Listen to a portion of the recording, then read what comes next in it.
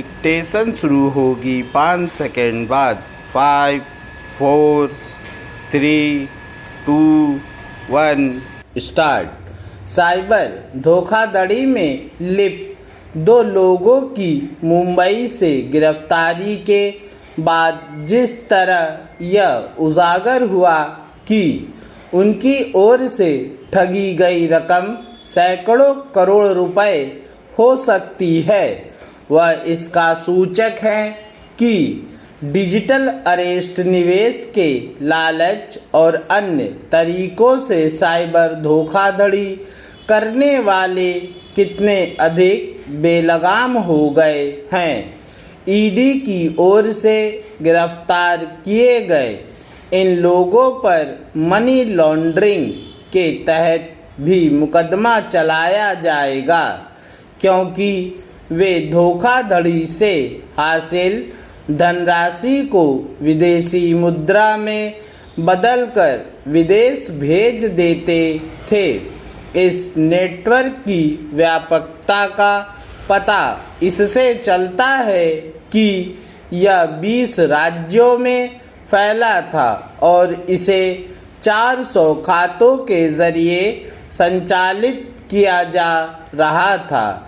इस गिरोह के शिकार लोगों की संख्या सैकड़ों में है। इसका मतलब है कि साइबर धोखाधड़ी का काम एक तरह से एक उद्यम की तरह चलाया जा रहा था। यह संगठित अपराधियों की ओर से की जाने वाली ऑनलाइन डकैती ही है। हैरानी नहीं कि देश में साइबर धोखाधड़ी करने वाले इस तरह के और भी बड़े गिरोह हैं। वैसे भी छोटे मोटे गिरोहों की तो कोई गिनती ही नहीं है। उनकी सक्रियता का पता इससे चलता है कि लगभग हर दिन देश के किसी न किसी हिस्से से साइबर ठगी का कोई मामला सामने आता है। विडंबना यह है कि बहुत कम मामलों में पुलिस ठगों तक पहुंच पाती है।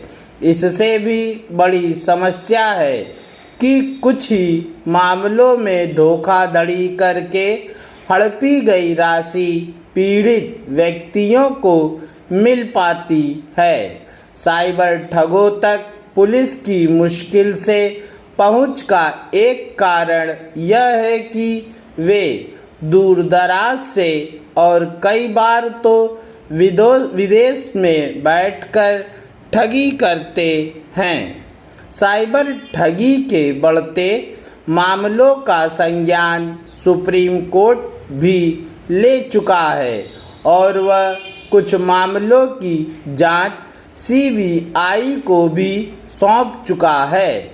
लेकिन यह कहना कठिन है कि साइबर अपराधियों पर कोई प्रभावी लगाम लग पा रही है। वे नए नए तरीकों से ठगी करने में सफल हैं। इसका प्रमाण यह भी है कि साइबर ठगी के जरिए लोगों से हड़पी गई राशि बढ़ती जा रही है। वैसे तो बैंकों में जमा धन की हेरा फेरी पहले भी होती थी, लेकिन इसके मामले बहुत कम होते थे और अधिकतर मामलों में धोखाधड़ी करने वाले पकड़े जाते थे। लेकिन साइबर अपराधी बिल्कुल निरंकुश दिख रहे हैं। यह मानने के अच्छे भले कारण हैं कि साइबर ठग पुलिस से 2 कदम आगे है। एक ऐसे समय जब ऑनलाइन बैंकिंग और डिजिटल लेन देन का चलन बढ़ता जा रहा है, तब साइबर ठगी पर प्रभावी अंकुश न लग पाना गंभीर चिंता की बात है। सरकार को इस पर गंभीरता से ध्यान देना होगा कि साइबर अपराधों की छानबीन करने वाली पुलिस और अन्य एजेंसियां तकनीकी कौशल में कहीं अधिक समर्थ बने। पूर्ण विराम।